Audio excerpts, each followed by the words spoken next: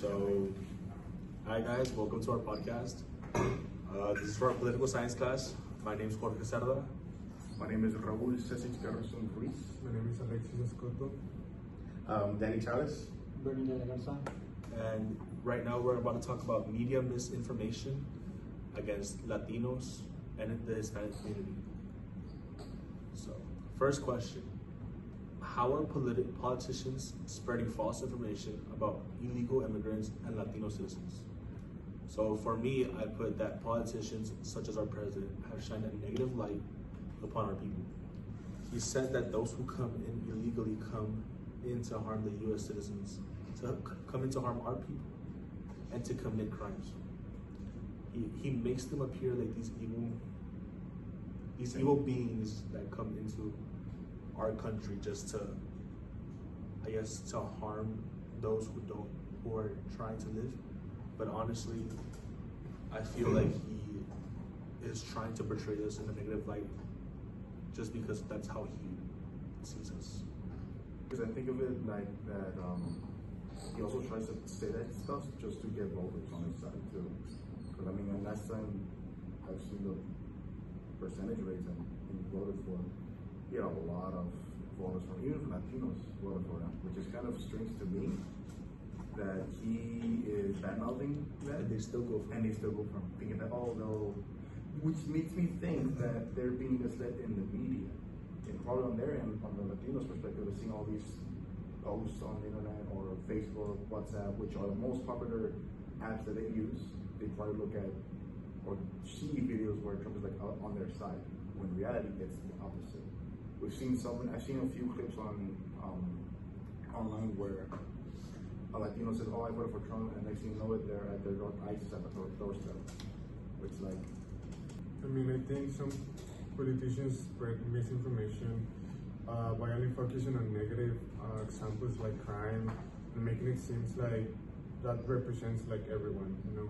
So they often use stronger emotional language that can make that situation sound worse than it really is. Sometimes they leave out important context or data that will give a more balanced view. Because of that, people who don't look deeper might end up believing a one-sided story, you know. So. Just to piggyback on what you guys said, I do agree that some politicians spread misinformation by exaggerating crime or making broad statements specific about immigration as a whole. For example, Donald Trump has mentioned, and others have made strong claims that don't always reflect full data. Statements, for instance, that can make it seem like all Latinos are criminal, for example, when in reality that's not true for the majority. While it is partially true, some are criminals, not everyone is. So that kind of message can shape public opinion in a negative way. And on the other hand, there are real cases of undocumented immigrants making a positive impact. For example, Jose Antonio Vargas is an undocumented immigrant who became a Pulitzer Prize winning journalist. So as you can see, not everyone is a criminal. Not every immigrant is a criminal. Yeah, I do agree that politicians do spread false information about the Latino citizens and immigrants to gain, I believe they do it to gain more political support, to their campaign. I got you. So like what you're saying is that like for instance, Republicans try to get the Republican vote by using those media outlets.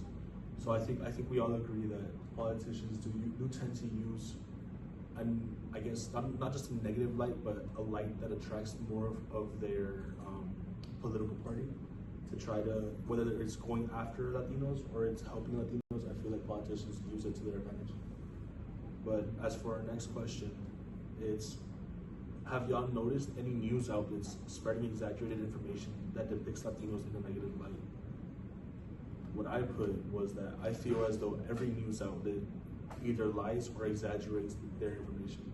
They do this in order to make the opposing political parties look bad or to make themselves look better. While this may not be ethical, it is common practice that is being used by news outlets, because to them, the more important news are the ones that either make them look good or make the others look bad. So that's my take on it. Yeah, speaking about that, I think I saw an article where media outlets mainly reflect the negative parts more often than the positive parts of Latinos. I think I saw this one article. Let me see that. It was images one. I mean, the images kind of falls in this category too because the researcher pretty much gathered all those images that were posted by a news article, I believe. Yeah, like about more than 54% of the images studied that depicted immigrants portrayed them as unauthorized to be in the U.S., but less than 25% of the nation's foreign population is unauthorized, meaning like the images shown is just pretty much higher than what it actually is. It's like right, what it shows here is pretty much 25% more than 50%. So, and then about 40% of the images associated with the coverage of immigrants or immigration policy show the U.S.-Mexico border or law enforcement officials, including border enforcement agents. News outlets include border walls and fencing 90% of the images, meaning that the images used on the media outlets are exaggerated compared to what's actually happening. Like 90% of the images are actually showing some of that information, whereas news outlets are representing more than it's repetitive. And then of the 202 images from this article depicting immigrants, about a quarter depict immigrants working. The researchers estimate that 73.1% of these images show immigrants engaged in low-skilled jobs such as day labor, and 26.9% show them in high-skilled jobs such as computer programming, which honestly also goes hand-in-hand with shows and movies. On American side, they depict Latinos as these low-level people, or like they work low-end jobs, whereas on the Mexico side, like telenovelas, La Rosa de Guadalupe, they show them as wealthy people. So it's all this transition and stereotypes that people see them and have a perspective on, which kind of like brings up the question of why do we need to have a stereotype for people? They're just people in general. Yeah, I've also noticed that some news outlets use headlines that make stories sound more dramatic or negative than they actually are. They might focus more on crime-related stories involving Latinos, which can create a stereotype over time.